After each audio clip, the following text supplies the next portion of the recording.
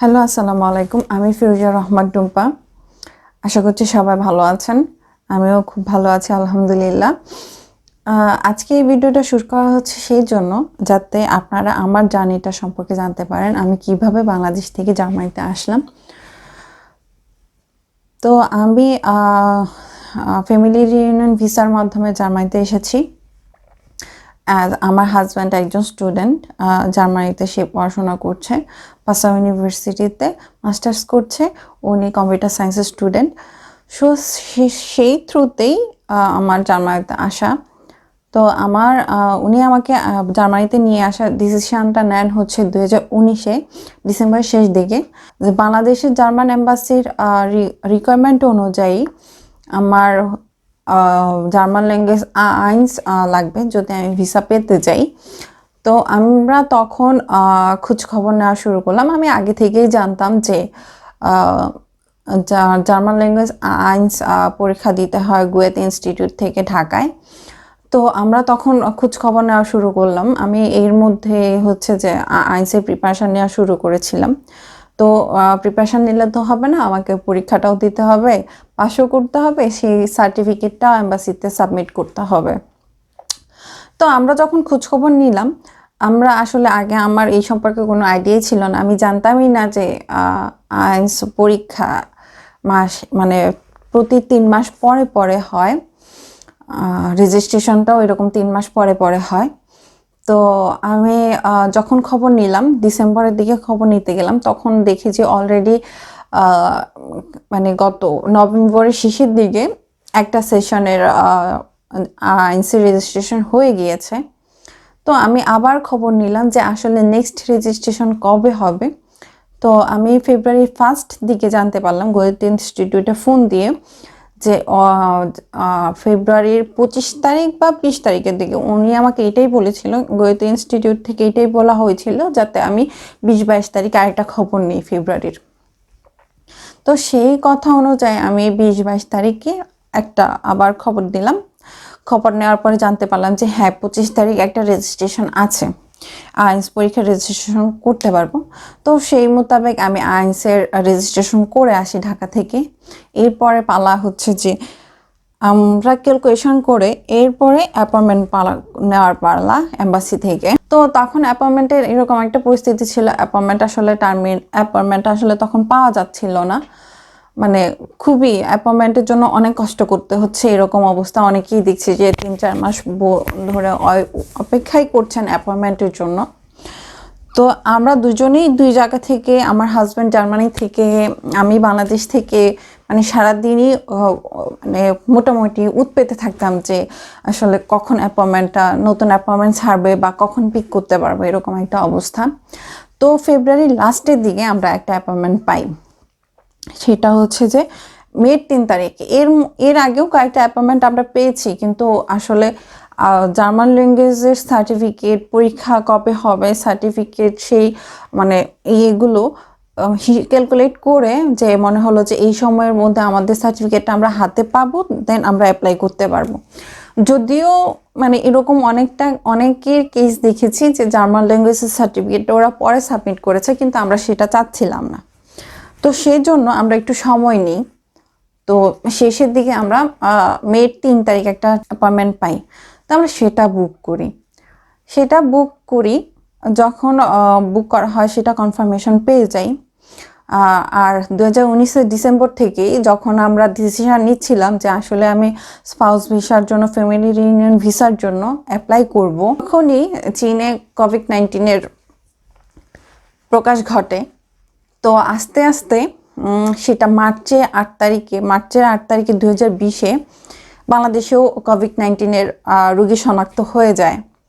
তো আস্তে আস্তে সেটার পরিমাণ বাড়তে থাকার এক পর্যায়ে ওরা বাংলাদেশ থেকে একটা লকডাউনের মতো, মানে লকডাউন দিবে, সব কিছু বন্ধ করে দিবে, যেটা চীনে করা হয়েছিল সেরকম একটা পরিস্থিতি বাংলাদেশেও তৈরি হচ্ছিল। তো মোটামুটি আমরা ভয়েই ছিলাম আসলে কি হবে না হবে। আসলে বাংলাদেশে ওইরকম প্রিপারেশন নেওয়া শুরু করে দিয়েছিল, তখন অলরেডি জার্মানিতেও রুগী পাওয়া যাচ্ছিল। এই জন্য বাংলাদেশে যখন লকডাউন ঘোষণা করে দিল যে হ্যাঁ বাংলাদেশে 24 তারিখ থেকে লকডাউন ঘোষণা করে দিল মার্চের 2020-এ, এর আগেই মার্চের 16 তারিখের দিকে আমি আসলে এম্বাসি থেকে মেল পেয়ে যাই। সেটা হচ্ছে যে আমাদের টার্মিনটা, আমাদের অ্যাপয়েন্টমেন্টটা ওরা সাময়িকভাবে ক্যান্সেল করতেছে। আমরা যদি রাখতে চাই সেটা রাখতে পারি, যদি রাখতে না চাই পুরোপুরি ক্যান্সেল করে দিতে চাই তাহলে পুরোপুরি ক্যান্সেল করে দিতে পারি। যদি ক্যান্সেল না করি পরবর্তী সময়ে যখন লকডাউন তুলে দেওয়া হবে তখন ওরা এটা রিশিডিউল করার চেষ্টা করবে। একটা প্রচণ্ড একটা হতাশার মধ্যে পড়ে গেলাম। সব কিছু কেমন জানি একটু প্ল্যান করে রেখেছিলাম, সেগুলো কিছুই প্ল্যান মোতাবেক হচ্ছে না। লকডাউন শুরু হয়ে গেল, দেশের পরিস্থিতি খারাপ, এদিক দিয়ে জার্মানির পরিস্থিতি অনেক খারাপ। হাজব্যান্ড এখানে একা থাকে, সেটাও মনকে মানাতে পারছিলাম না। আমি ওখানে টেনশন করছি, না এরকম একটা পরিস্থিতি যাচ্ছিল আমাদের। এর মধ্যে আবার এপ্রিলের ফার্স্ট উইকের দিকে, যেহেতু লকডাউন, এপ্রিলের ফার্স্ট উইকের দিকে 2020 সালে গোয়েত ইনস্টিটিউট থেকে ওরা মেল করে দেয়, কারণ পরীক্ষার ডেট ছিল এপ্রিলের 16 তারিখ। ওরা পরীক্ষাটা নিতে পারবে না, তো পরীক্ষাটা হচ্ছে না, সেটাও পোস্টপন করা হলো একমাত্র কোভিড প্যান্ডামিকের জন্য। একটা হতাশার মধ্যে দিন গোনা শুরু হলো। আসলে জানি না যে কবে কি হবে না হবে। আসলে ওই সময়গুলো মনে হলে এখনো আসলে গায়ে কাটা দিয়ে ওঠে, এরকম একটা পরিস্থিতি। আসলে জানি না আসলে কখন কি হবে না হবে, কিভাবে কি হবে। দেশের পরিস্থিতি খুবই খারাপ হচ্ছিল। আচ্ছা, জুন জুলাইয়ের দিকে লকডাউন যখন মোটামুটি তুলে দিল তখন এম্বাসি থেকে খবর পাওয়া গেল যে এরা আগের যে অ্যাপ্লিকেশনগুলো ছিল ওগুলো নিয়ে কাজ করছে। আগে যাদের ফাইল সাবমিট করা হয়ে গিয়েছিল, যাদের ইন্টারভিউ হয়ে গিয়েছিল, তাদের ফাইল নিয়ে কাজ করা শুরু করেছে। কিন্তু আসলে নতুন করে যাদের আসলে ফাইল সাবমিট করা হয়নি, যাদের অ্যাপয়েন্টমেন্ট নেওয়া ছিল, যারা ভিসা ইন্টারভিউটা দিতে পারেনি, তাদের কোনো খোঁজ পাচ্ছিলাম না। তো এরকম করতে করতে আমরা সেপ্টেম্বরের দিকে খবর পেলাম আসলে যে ওরা এম্বাসি থেকে রিশিডিউল করা শুরু করেছে অ্যাপয়েন্টমেন্টগুলো। যাই হোক, একটু আশার আলো দেখতে পেলাম। আসলে তাও ভয় হচ্ছিল। আসলে যে পর্যন্ত আসলে কাজগুলো হচ্ছে না, কমপ্লিট হচ্ছে না, সেই পর্যন্ত আসলে বলাই যাচ্ছে না, কিছুই হচ্ছে না। এদিক দিয়ে আমার আইনস পরীক্ষারও কোনো খবর নেই, কবে হবে জানি না, কিছুই জানি না। যাই হোক, দেখছিলাম যে এত তারিখে এপ্রিল মার্চের শেষের দিকে যারা ছিল তাদের রিশিডিউল করা হয়েছে, এপ্রিলে রিশিডিউল করা হচ্ছে এরকম। তো আমি হচ্ছে যে অক্টোবরে দেখলাম যে এপ্রিলের 20-21 তারিখের দিকে যারা ছিল তাদের মানে ক্লিয়ার হয়ে যাচ্ছে অক্টোবরে 15-16-র মধ্যে এরকম। তো আমিও চিন্তা করছিলাম যে হ্যাঁ আমারটারও ডেট চলে আসবে, কারণ যেহেতু মে 3 তারিখ ছিল। তো এর মধ্যেই আমি আবার আইনস পরীক্ষাও দিতে পারছিলাম না। পরীক্ষার আসলে গোয়েত ইনস্টিটিউট কি স্টেপ নিচ্ছে সেটাও জানতে পারছিলাম না। বারবার ফোন করছিলাম, বিরক্ত করছিলাম, আসলে কিছুই জানতে পারছিলাম না সেই বিষয়ে।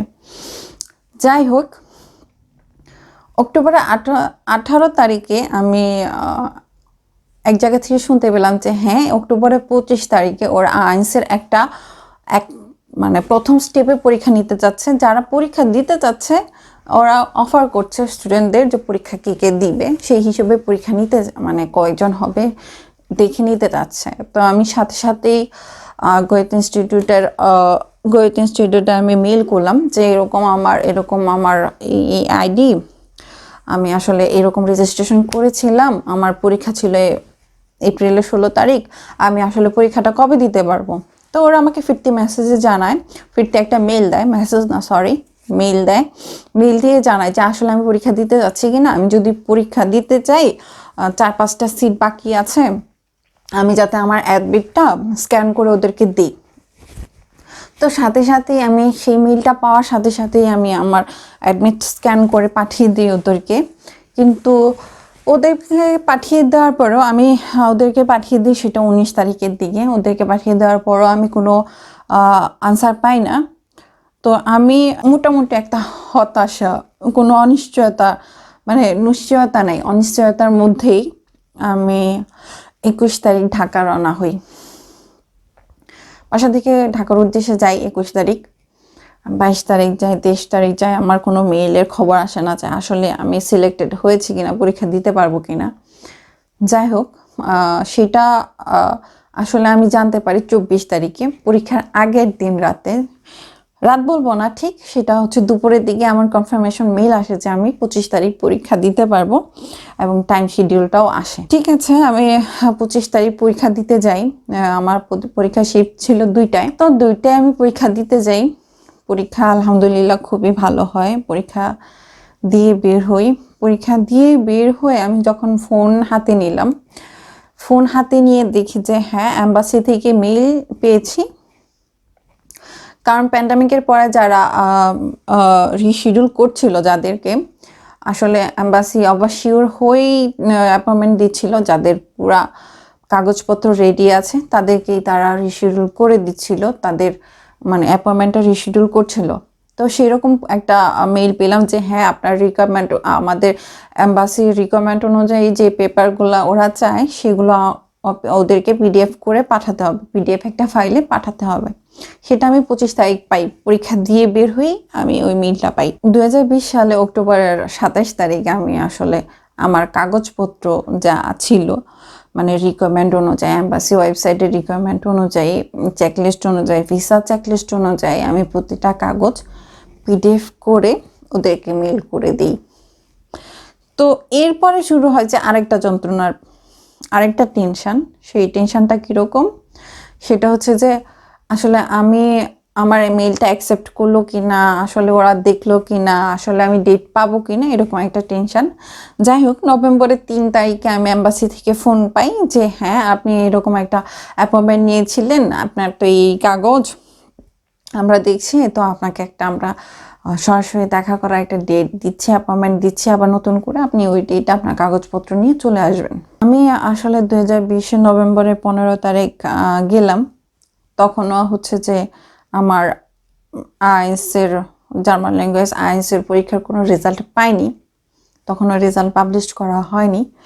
এম্বাসিতে গেলাম, ইন্টারভিউ উনি আমাকে নিলেন, উনি আমার ইন্টারভিউ নিলেন, সবই ঠিক ছিল।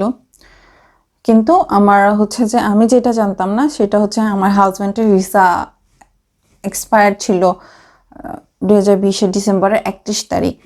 তা আমি ভেবেছি যে ওই পেপারটা যেটা আছে, ওর ভিসা পেপার যেটা আছে ওটা দিয়ে হয়ে যাবে, কিন্তু আমি আসলে জানতাম না যে ওইটা আসলে এক্সটেনশন একটা পেপার লাগবে। ওইটা হচ্ছে যে আমার মিসিং ডকুমেন্টে চলে যায়, প্লাস আমার জার্মান ল্যাঙ্গুয়েজ আইএলটিএস সার্টিফিকেটটাও মিসিং ডকুমেন্টে চলে যায়।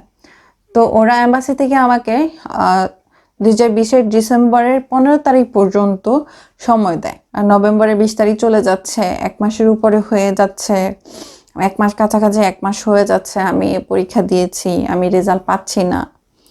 তো 24 তারিখে মোটামুটি রেজাল্ট পেলাম, আইএলটিএস রেজাল্ট পেলাম, আলহামদুলিল্লাহ ভালোভাবেই পাশ করে গেলাম। কিন্তু আসলে আমি আমার ইন্টারভিউয়ের দিন আমি ভিওকে জিজ্ঞেস করেছিলাম যে আমি যখন আইএলটিএস রেজাল্টটা পাবো তখন আমি ওইটা আপনাকে মেইল করে দিব কিনা। ভিও তখন বলল যে না, আপনি আমাকে সার্টিফিকেটটাই দিয়ে যাবেন আর 2টা পেপার একসাথে এম্বাসিতে জমা দিবেন। তো সেজন্য হয়েছিল কি যে আমার সার্টিফিকেটটা আমি পাচ্ছিলাম না, এদিক দিয়ে আমার হাজব্যান্ড ভিসা এক্সটেনশন করবে, সেটার অ্যাপয়েন্টমেন্টও জার্মানি থেকে পাচ্ছিল না, কারণ তখন জার্মানির অবস্থাও খুবই খারাপ। আর আমার হাজব্যান্ড যে স্টেটে থাকে ওই স্টেটেও মানে অবস্থা খুবই খারাপ, border area state, Bavaria state, তো ওখানে অবস্থা খুবই খারাপ। তো ও টার্মিন পেতে পেতে ডিসেম্বর 21 তারিখ 2020 সালে, তো আমি এর মধ্যে আসলে আমার সার্টিফিকেটটাও এর মধ্যে আমি পেয়ে যাই। আমি 20 তারিখে 2020 ডিসেম্বরের 20 তারিখে গোয়েদ ইনস্টিটিউট থেকে গিয়ে আমি আমার আইএলটিএস সার্টিফিকেটটা কালেক্ট করি। 21 তারিখ তার পেপারটা, সেই ভিসা এক্সটেনশনের পেপারটা আমাকে দেয়, আমি 22 তারিখে গিয়ে জমা দিয়ে আসি। এরপরে যেটা অপেক্ষার পালাটা শুরু হয় সেটা হচ্ছে যে ভেরিফিকেশনের পালা। এবার তো ভেরিফিকেশনের জন্য অপেক্ষা করতে থাকি। আসলে এই সময়গুলো খুবই টেনশনের মধ্যে দিয়ে পার করছিলাম। যাই হোক 28 তারিখ খবর পেলাম যে হ্যাঁ আমার বাবার বাড়িতে ভেরিফিকেশন হয়েছে। আমি তখন চট করে কাজী অফিসে ফোন দিলাম। কাজী অফিস থেকে জানানো হলো যে হ্যাঁ ওদের এখনও ভেরিফিকেশন কমপ্লিট হয়েছে। তো আমার শ্বশুর বাড়িতে আসেনি। 29 তারিখে 30 তারিখের দিকে 30 তারিখে আমার শ্বশুর বাড়িতেও ভেরিফিকেশন হয়ে যায়। আচ্ছা, ওখানে বাংলাদেশের ভেরিফিকেশন হয়ে গেল। এখন হচ্ছে যে ওরা এই ফাইলটা জার্মানিতে সেন্ড করবে। ভেরিফিকেশন ক্লিয়ারেন্স দিয়ে ওরা এই ফাইলটা জার্মানিতে কাগজপত্রগুলো হার্ড কপিগুলো জার্মানিতে পাঠাবে। সেটার জন্য অপেক্ষা করছি। 10 তারিখ যায়, 12 তারিখ যায়, কোনো খবর নেই। কারণ হচ্ছে যে এখানকার আউসল্যান্ডার অফিস থেকে কোনো মেইল পাচ্ছিলাম না। তখন আসলে কি করব বুঝতে পারছিলাম না। জানুয়ারি 15 তারিখে 2021 সালে আমি ঢাকা এম্বাসিতে একটা ফোন দিই। ফোন দেওয়ার পরে ওরা জানাচ্ছে যে হ্যাঁ ওরা অনেক আগেই এখানকার ভেরিফিকেশন, বাংলাদেশের ভেরিফিকেশন খুব ভালোভাবে শেষ হয়ে গিয়েছে। ওরা কাগজপত্র সেন্ড করে দিয়েছে। এখান থেকে আউসল্যান্ডার অফিসের ক্লিয়ারেন্সের জন্য, ডিসিশনের জন্য ওরা অপেক্ষা করছে আর কি। ভিসাটা ইস্যু করতে গেলে আউসল্যান্ডার অফিসের ডিসিশনটা খুবই ইম্পর্ট্যান্ট। তা আমি চিন্তা করলাম ওরা যেহেতু বলেছে চলে গিয়েছে, তাহলে আমি হয়তো 1-2 দিন অপেক্ষা করি। 16 তারিখ যায়, 17 তারিখ যায়, 18 তারিখ যায়, 19 তারিখ যায়, 20 তারিখ যায়, কোনো খবর নেই। আমি আসলে বুঝতে পারছিলাম না যে কি হচ্ছে। যাই হোক, প্রতিটা দিনে টেনশন টেনশন টেনশন। 2021-এ জানুয়ারির 25 তারিখের দিকে আমার হাজব্যান্ড আউসল্যান্ডার অফিস থেকে মেইল পায়।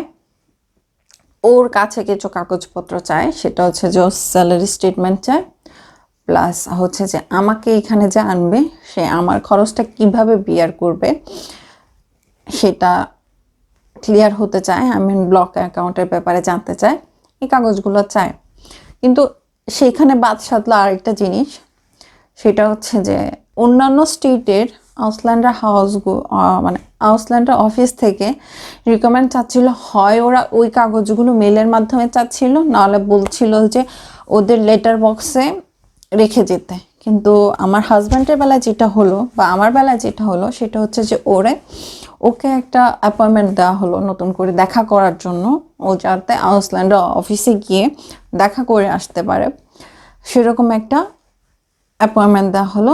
সেটাও 1 মাস পরে, সেটা হচ্ছে 2021 সালের ফেব্রুয়ারির 26 তারিখ। তারপরও একটু টেনশন ফ্রি হলাম যে না, কাগজপত্র গিয়েছে, ওরা পেয়েছে, পরবর্তী স্টেপের জন্য হা করে বসে থাকতে হবে। ওকে ফাইন, হা করে বসে থাকলাম 1 মাস। কিছুই করার ছিল না, ওখানে কিছু বলারও অপশন ছিল না, কারণ ওরা স্ট্রিক্টলি বলে দিয়েছিল যে আসলে ওদের কাছে কিছুই করার নেই, এর আগে অ্যাপয়েন্টমেন্ট দেওয়া সম্ভব না। তো আমার হাজব্যান্ড 2021 সালে ফেব্রুয়ারি 26 তারিখে ওর কাগজপত্রগুলো নিয়ে যায়। সেখানে হয় কি, ওর ছোটোখাটো একটা ইন্টারভিউ নেওয়া হয়। আমাদের বিয়ে কবে হয়েছিল, কোথায় হয়েছিল, কিভাবে আমাদের যোগাযোগ হয়, কিভাবে আমাদের আসলে রিলেশনটা হয়, ওগুলোর ব্যাপারে ওরা কিছু মানে ছোটোখাটো একটা ইন্টারভিউ ওর হয়ে যায় আধা ঘন্টার মতো। তো ওই দিন চলে আসে, যেহেতু 26 তারিখ, 27-28 তারিখ বন্ধ ছিল। আচ্ছা, 1 তারিখও চলে গেল একটা অনিশ্চয়তার মধ্যে, কোনো খবর নেই। কারণ আমরা আশা করছিলাম হয়তো ঢাকা এম্বাসি থেকে ডিসিশন আসলে রবিবার মধ্যে পেয়ে যাব, সেটা হলো না। 2 তারিখে মানে জার্মানির ভিসা অফিসার যিনি, ফ্যামিলি ইউনিয়ন ভিসার অফিসার যিনি, উনি আমার হাজব্যান্ডকে মেইলে জানায় যে হ্যাঁ এখান থেকে এরা একটা positive decision already German embassy থেকে বাংলাদেশ জার্মান এম্বাসিতে সেন্ড করে দিয়েছে, কিন্তু আমাকে অফিসিয়ালি জানানোর দায়িত্ব বাংলাদেশ এম্বাসির। তো 2 তারিখে এটা জেনে মোটামুটি একটু শান্ত হলাম। 3 তারিখ সকাল থেকেই আমি আসলে অপেক্ষা করছিলাম যে এম্বাসি থেকে ফোন আসবে, মার্চ 3 তারিখ 2021 সালে। তো আমি অপেক্ষা করতে করতে 3টা বেজে যায়, দুপুর 3টা বেজে যায়। তো 3টা যখন বেজে যায় আমি তখনও কোনো রেসপন্স কোনো পাচ্ছিলাম না এম্বাসি থেকে, না মেইল না কল। একটু হতাশ হয়ে যাই।